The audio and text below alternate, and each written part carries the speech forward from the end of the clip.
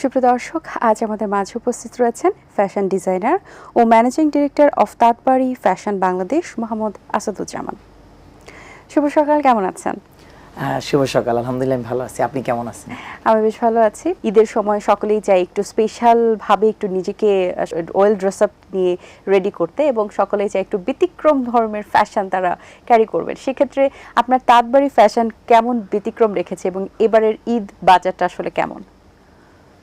ধন্যবাদ আপনাকে। আসলে বর্তমান ওয়েদারটা হচ্ছে যেহেতু খুবই ভালো, না শীত না গরম, আবার হচ্ছে নির্বাচনীন পরকালীন একটা সময়।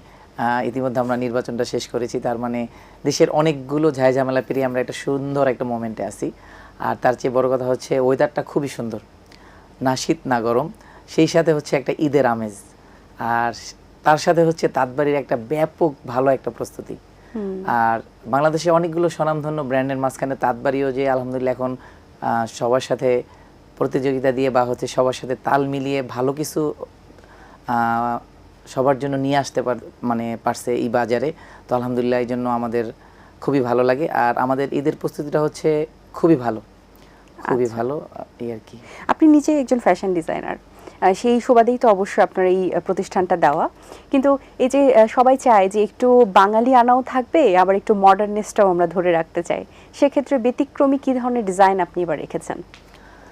আসলে তাঁতবাড়ি হচ্ছে অবশ্যই বাঙালিয়ানা তাঁতিয়ানা বা হচ্ছে ঐতিহ্য বহন করে, একটা হেরিটেজ বহন করে। আর আমরা সব সময় হচ্ছে মনে করি যে আমাদের যেহেতু প্রাচীন আধুনিক একটা ছোঁয়া আছে সব সময়, তো আমরা তাঁতের পোশাকের পাশাপাশি একটু ট্রেডিশনের সাথে আমরা একটু মিল রাখতে চাই। যেহেতু হচ্ছে বর্তমানে সবাই দেশীয় পোশাকের পাশাপাশি একটু হচ্ছে ইন্ডিয়ান, পাকিস্তানি, চায়না, থাইল্যান্ড এই ক্যাটাগরির কিছু পোশাক খুব বেশি ভালোবাসে। তাঁতবাড়ির পোশাকও সবাই ভালোবাসে বা তাঁতের পোশাকও সবাই ভালোবাসে। আর আমরা হচ্ছে ইন্ডিয়া, পাকিস্তান, থাইল্যান্ড, চায়না এই প্রোডাক্টগুলো পারচেস করলেও আমরা একটু সবসময় ট্রাই করি যে ওই দেশের তাঁতের প্রোডাক্টগুলো কীভাবে পারচেস করা যায়, একটু তাঁতের ভাইব থাকে এরকম আর কি। বাহ, বেশ ভালো। সো এই যে ফ্যাশনেবল সবাই হতে চায়, এবং এই ক্ষেত্রে আসলে কাস্টমারদের তো চাহিদা শেষ থাকে না। আসলে কেউ একটু পাকিস্তানিও রাখতে চায়, আবার ভ্যারিয়েশন ইন্ডিয়ান কাপড়ের, আবার কেউ ইন্ডিয়ান চায় বাঙালি আনার ছোঁয়া। সব কিছু মিলিয়ে কাস্টমারদের চাহিদা কতটুকু পূরণ করতে পারছেন? আলহামদুলিল্লাহ পুরোটাই পারতেছি। কারণ হচ্ছে যেহেতু আমরা নিজেরা কাস্টমাইজ করি, নিজেদের নিজস্ব প্রোডাকশন। আর আমি নিজে পেশায় ফ্যাশন ডিজাইনার। আমার প্রতিষ্ঠানে প্রায় 5 জনের উপরে ফ্যাশন ডিজাইনার আছে। তো তাদেরকে একটা জিনিস সবসময় আমি বলি যে সর্বপ্রথম হচ্ছে আমাদের কাস্টমার চাহিদা। কাস্টমাররা যদি বলে যে আমাকে কটনের মধ্যে ফ্যান্সি কিছু করতে হবে, আমাকে ফ্যান্সির মধ্যে কটন কিছু করতে হবে, আমরা ওইভাবেই করে থাকি। এখন বর্তমানে দেখা যায় যে নামি দামি ব্র্যান্ডের ভিড়টা অনেক বেশি, এবং সেখানে একটা অন্যরকমের আসলে কাস্টমারদের একটা নতুন চাহিদা ক্রিয়েট করেছে। সেই জায়গা থেকে তাঁতবাড়ি ফ্যাশন কিভাবে এই আস্থা ভালোবাসাটা অর্জন করছে? অনেক গুরুত্বপূর্ণ একটা প্রশ্ন করেছেন আপনি, ধন্যবাদ। অনেকগুলো নামি দামি ব্র্যান্ডের মাঝখানেও তাঁতবাড়িকে সবাই কেন ভালোবাসে বা তাঁতবাড়ির পোশাক কেন মানুষ কেনাকাটা করে, এইরকমই তো, তাই না? তো আমি যেটা বুঝি আর কি যে তাঁতবাড়ি ছবিকে নয়, পণ্যের গুণগত মানকে সবসময় প্রাধান্য দেয়। আর আমরা এটার সঙ্গে সবসময় আপোষী। আর তার পাশাপাশি হচ্ছে আমরা সবসময় এক্সক্লুসিভ কিছু ডিজাইন আমরা ডেভেলপমেন্ট করে থাকি। তার পাশাপাশি হচ্ছে কাস্টমার চাহিদাটা বর্তমানে ট্রেন্ডে আসলে কি আছে, কাস্টমার কি চাচ্ছে, এই জিনিসগুলোকে আমরা খুব বেশি গুরুত্ব দিই। এখন তো বাচ্চাদের ফ্যাশনের একটু ট্রেন্ড আছে, এবং আসলে প্যারেন্টসরা চান তাদের বাচ্চাদেরকে একটু ডিফারেন্ট ওয়েতে একটু সাজিয়ে রাখতে। এবং যেহেতু আপনি বলছিলেন একটু গরমও না ঠান্ডাও না, এমন একটা ওয়েদার যে আসলে দুপুর পর্যন্ত থাকে গরম, আবার বিকেলের পর একটু ঠান্ডা ঠান্ডা লাগে। তো 2-3টা পোশাক আসলে ঈদের সময় সবাই ক্যারি করে, স্পেশালি বাচ্চাদের জন্য। তো বাচ্চাদের জন্য কি ডিফারেন্ট থাকছে? আসলে তাঁতবাড়ি সবসময় বরাবরই বেবিদের নিয়ে সবচেয়ে বেশি কাজ করে।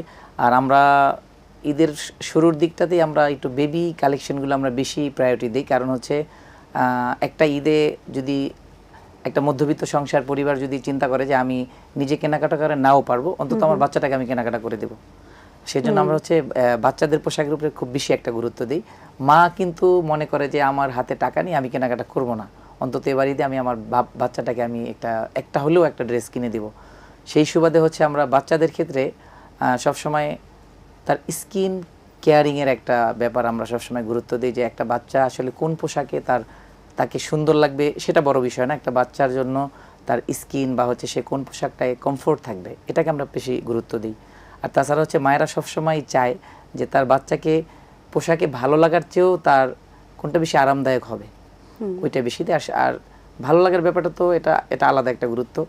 নাম্বার 2-তে থাকে ভালো লাগার গুরুত্বটা, আর নাম্বার 1-এ থাকে হচ্ছে কমফোর্ট। আর যেহেতু এখন ঈদ, একটু ফ্যান্সি কালেকশনই দরকার, সেটা কটনের মধ্যে হলেও একটু ফ্যান্সি হয় আর কি। আর আমরা সেই পাশাপাশি হচ্ছে যেহেতু গরম না শীত, বাচ্চাদের পোশাক এবছর আমাদের খুব ট্রেন্ডে আছে কিছু পোশাক যেগুলো হচ্ছে গারারা, সারারা এই ক্যাটাগরির। আবার হচ্ছে ফার্সি একটা ড্রেস আছে যেটা হচ্ছে পাকিস্তানি ড্রেসের আদলে, কিন্তু 100% আমাদের নিজস্ব প্রোডাকশন। আচ্ছা, আরেকটি বিষয় আপনারা রেখেছেন যে নিরাপদে গন্তব্যস্থলে পৌঁছানো, এই ব্যাপারটা আসলে কি একটু ক্লিয়ার করবেন আমাদের সাথে? আসলে এটা হচ্ছে কি যে তাঁতবাড়ি তো শাড়িতে, তারপরে হচ্ছে তাঁতবাড়ি এবার চলে গেছে তাঁতবাড়ি গাড়িতে। আমরা খুব বিশ্বাসী যে তাঁতবাড়ির শাড়ি কিনে তাঁতবাড়ির গাড়িতে যাবে এবার বাড়িতে। আমরা এই জন্য এবছর আমরা এক্সক্লুসিভ কিছু ডাবল ডেকারের স্লিপার কোচ নিয়ে এসেছি সম্পূর্ণ তাঁতবাড়ির অর্থায়নে। তাঁতবাড়ি এক্সপ্রেস নামক কিছু পরিবহন যাত্রী সেবা গাড়ি, যেই বাসগুলো আমরা আলহামদুলিল্লাহ অত্যাধুনিক এবং একদম লাক্সারিয়াস, যেটিতে উঠলে মনে হবে যে তাঁতবাড়ির কোনো একটি ছোঁয়াই রয়েছে এখানে, আসলে ওটাই একটা ঐতিহ্য ওখানেও বহন করছে। আমরা ট্রাই করব আমাদের কাপড়ের পাশাপাশি এটার উপর মানুষের একটা ব্যালেন্স থাকবে, মানুষের একটা আস্থা থাকবে যে খুব নিরাপদে আমরা এটাতে বাড়িতে যেতে পারবো ইনশাআল্লাহ। আচ্ছা, এই যে এই ধরনের ইনোভেটিভ একটা আইডিয়া আপনার মাথায় কিভাবে আসলো? অনেকে তো আসলে ড্রেস নিয়ে কাজ করে এবং এই সেক্টর নিয়েই এগিয়ে যেতে চায়, কিন্তু ব্যতিক্রমী এই যে বাস সার্ভিসের যে বিষয়টা আপনি শুরু করেছেন, এটা কেন, মানে কোথা থেকে এই আইডিয়াটা এসেছে আপনার মাথায়? আসলে আমি যেহেতু মধ্যবিত্ত ফ্যামিলির একজন সন্তান, আমি সবসময় পরিবহনে, লোকাল পরিবহনে সবসময় যাতায়াত করেছি। তো বাংলাদেশের ওয়েদারে আমরা বেশি হ্যারাসমেন্ট হই ঈদের সময়, দেখা গেছে আপনার বাড়ি যাওয়ার সময় যানবাহনে বাচ্চা কাচ্চা নিয়ে, ফ্যামিলিকে নিয়ে, মাকে নিয়ে, বাবাকে নিয়ে খুবই বেশি কষ্ট হয়। তা আমি ওই কষ্টটা থেকে যদি একটু লাগাম টানা যায়, যে তাঁতবাড়ি একটা বাস হোক, দুটো বাস হোক, 10টা বাস হোক, যদি আমরা পরিবহন খাতে যদি এতটুকু যদি আমরা ইনভেস্টমেন্ট করতে পারি, মানুষ যদি একটু স্বাচ্ছন্দ্য বোধ করে আর কি। আচ্ছা, বেশ ভালো।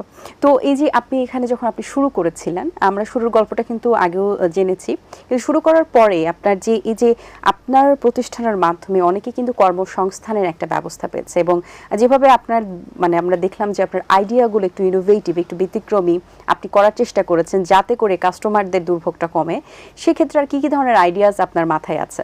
আসলে আমি যেই জিনিসগুলোতে মনে করি যে, যখন মনে করি একটা ঝামেলার বিষয় আমার মাথায় দাঁড়ায় যে এই জিনিসগুলো এখন দেশের কালচারের সাথে খুব বেশি মানুষ কষ্ট করতেছে, যে এখন আমার কাছে মনে হয়েছে যে গত কয়েক বছর যাবত বাংলাদেশের রোডঘাটগুলো একটু সুন্দর, যেমন পদ্মা সেতু হয়ে গেছে, তারপরে হচ্ছে যমুনা সেতু হয়ে গেছে, লেনগুলো বড় হচ্ছে। তো আমার কাছে মনে হলো যে কিছু যাত্রী পরিবহন যদি আমরা শুরু করি সেক্ষেত্রে খারাপ হয় না। তাঁতবাড়ির শাড়ির পাশাপাশি গাড়িটাও হচ্ছে খুব বেশি মানুষ ভালোবাসা বা মানুষ বেশি গুরুত্ব দিবে। আর তখনই আমি কিছু ইউনিক কিছু চিন্তা ভাবনা করি। এখন হচ্ছে আমাদের আরেকটু চিন্তা ভাবনা আছে যে অ্যাগ্রো নিয়ে আমরা যদি মানুষের কাছে কিছু আমাদের অ্যাগ্রো, যেমন হচ্ছে গরু হ্যাচারি, খামার, এগুলো নিয়ে আমার একটু চিন্তা ভাবনা আছে। অলমোস্ট আমরা বরিশালে একটা প্রজেক্ট শুরু করেছি আর কি, জানি না কতটুকু আল্লাহ তাআলা কবুল করবে, সবার দোয়া এবং ভালোবাসা চাই আর কি। আচ্ছা, আমরা কিন্তু আরেকটি জিনিস দেখি যে বড় বড় ব্র্যান্ডে আসলে মডেল নেওয়া হয়, বড় বড় মানে যত যারা বেশি নোন ফেস বা যাদের আসলে ক্রেজটা বেশি তাদেরকে নেওয়া হয়। সেক্ষেত্রে আপনারা আপনাদের ফ্যাশন ডিজাইনে বা ফটোশুটে বা মার্কেটিংয়ের ক্ষেত্রে এই ধরনের কোনো পন্থা অবলম্বন করেছিলেন কিনা বা করবেন কিনা?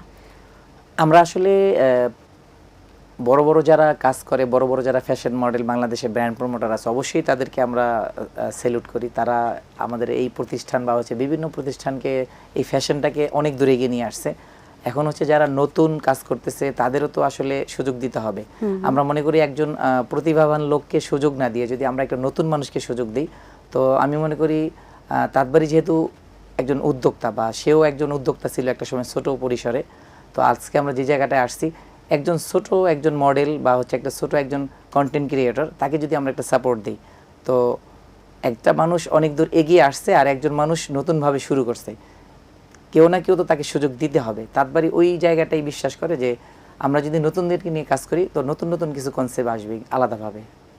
ব্যক্তিগতভাবে পরিবারের ফ্যামিলি মেম্বার কতটা আসলে এখান থেকে আপনাকে সাপোর্ট দিয়েছে এবং তারা কেমন ফিল করে এখন? আমার তো পরিবারের সবাই আলহামদুলিল্লাহ খুব ভালো সাপোর্ট দেয়। তার মাঝখানে হচ্ছে আমাদের কোম্পানির যে চেয়ারম্যান, আমার সহধর্মিণী তাসলিমা জামান, উনি আমাকে সবসময় খুব বেশি একটা সাপোর্ট দেয়। যেমন হচ্ছে আপনার সকাল 6টার সময় যদি তাকে ঘুম থেকে উঠে বলি যে এখন ফ্যাক্টরিতে যেতে হবে, আজকে আমাদের টাঙ্গাইলে শাড়ি প্রজেক্টে যেতে হবে, আজকে আমাদের ফ্যাক্টরিতে যেতে হবে, অমুক জায়গায় যেতে হবে, কখনোই সে না করে না। অন্তত সে সুস্থ থাকলে খুব বেশি সাপোর্ট দেয়। এটা আমার জন্য অনেক বড় পাওনা, আলহামদুলিল্লাহ। বা খুব ভালো। অবসর সময় কি করা হয়? অবসর সময়ে ফোনে বাসায় কথা বলি, পরিবারের সাথে কাটানো, একটু বাসায়, বাইরে থাকলে আপনারা দুজনেই তো কাজে ব্যস্ত, সেই ক্ষেত্রে কি? আর আমার ফ্যামিলি বা বাচ্চাদের একটু চাওয়া পাওয়া হচ্ছে বাসার পাশে ভালো কোনো খোলা জায়গা থাকলে, নদীর পাড় থাকলে একটু ঘুরতে যাওয়া, এর বেশি আর চাহিদা, খুব ছোট চাহিদা তাদের। আচ্ছা, খুব ভালো। অনেক ধন্যবাদ ভাই আপনাকে, ভালো লেগেছে কথা বলে। বরাবরের মতো অনেক কিছু আসলে ফ্যাশন নিয়ে কথা বলতে পারলাম, এবং আশা করছি আপনার যে তাঁত ফ্যাশন বাংলাদেশ যে প্রতিষ্ঠানটি, এটা আগামীতে আরো অনেক দূর এগিয়ে যাবে, এবং যে যে পরিকল্পনার কথা বলছিলেন সেগুলো অনেক ভালোভাবে আরো এগিয়ে যাবে। ধন্যবাদ আপনাকে। ধন্যবাদ আপনাকে, ভালো থাকবেন আপনি। দর্শক, আশা করছি আয়োজন ভালো লেগেছে। আজ এই পর্যন্ত, দেখা হবে আগামী পর্বে। সে পর্যন্ত ভালো থাকবেন, সুস্থ থাকবেন, এটিএন বাংলার সাথেই থাকবেন। সকলকে আল্লাহ হাফেজ। দিন আসে দিন যায়, সময়টা চলে যায়, তবু আছি এই বেশে ভালো। জীবনটা রঙময়, যেভাবেই হওয়া চাই, নয় কভু সাদা কালো। এই আশাতে স্বপ্ন ভাসে, সুখ হাসে চোখে মুখে, চায়ের চুমুকে।